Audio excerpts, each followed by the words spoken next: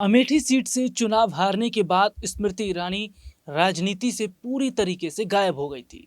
तमाम सवाल भी स्मृति ईरानी को लेकर खड़े हो रहे थे कि क्या स्मृति ईरानी का राजनीति छोड़ने का एक मतलब ये भी है कि भारतीय जनता पार्टी ने उन्हें साइडलाइन कर दिया।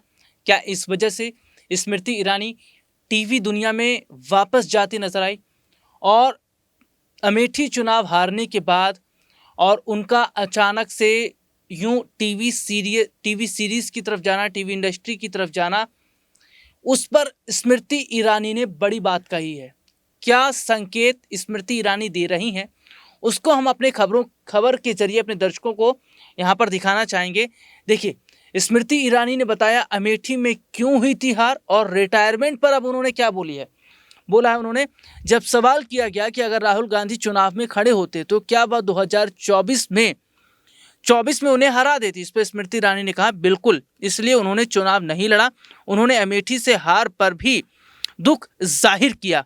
तो देखिए, यहाँ पर देखा जा रहा है कि उन्होंने कहा कि अगर अमेठी से राहुल गांधी उतरते तो मैं उन्हें हरा देती, यानी कि अभी भी घमंड स्मृति ईरानी का जो टूटा वो नहीं है। पूर्व केंद्रीय मंत्री और भारतीय जनता पार्टी की नेता स्मृति ईरानी ने कांग्रेस सांसद राहुल गांधी पर खुलकर बात की। उन्होंने कहा गांधी परिवार ने अनुकूल स्थिति के चलते केरल के वायनाड से चुनाव लड़ने का फैसला किया था। खास बात है कि ईरानी ने राहुल को 2019 में उत्तर प्रदेश के अमेठी सीट से हराया था 2019 में, लेकिन 2024 में उन्हें यानी कि स्मृति ईरानी को ये सीट हारनी पड़ जाती है। इसके अलावा देखिए, आगे बात करते हैं।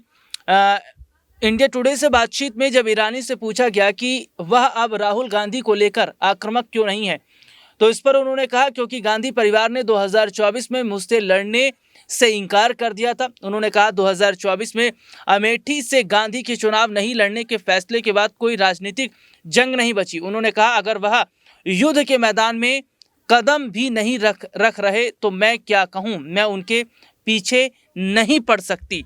तो ये सीधे तौर पर उन्होंने कहा कि अगर राहुल गांधी होते तो मैं उन्हें हरा देती, यानी कि घमंड अभी भी टूटा नहीं है। देखिए, एक कहावत कही जाती है कि रस्सी जल गई लेकिन बल नहीं गया।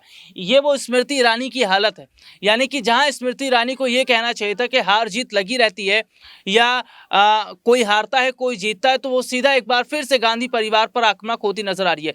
लेकिन ऐसे में ये जरूर देखा जा रहा है कि क्या स्मृति ईरानी को आगे अगर मौका मिला तो वो चुनाव लड़ेंगी या उन्होंने हमेशा के लिए ही राजनीति से खुद को अलग कर लिया है, क्योंकि उनका जो टीवी सीरियल है क्योंकि सास भी कभी बहू, जिसमें वो तुलसी के किरदार में नजर भी आ रही हैं। हालांकि ये देखना होगा कि ये शो कितना चलेगा और जनता को कितना पसंद आएगा। लेकिन यहाँ पर एक चीज़ है जो ये देखी जा रही है कि क्या वाकई भारतीय जनता पार्टी ने स्मृति ईरानी को साइडलाइन किया है, क्योंकि अमेठी हार की वजह वो ये बताती हैं कि अगर यहाँ से किशोरी लाल नहीं उतरते तो वो जो है वो यहाँ से नहीं उतरते तो वो जीत जाती, लेकिन उन्होंने उनको हराया।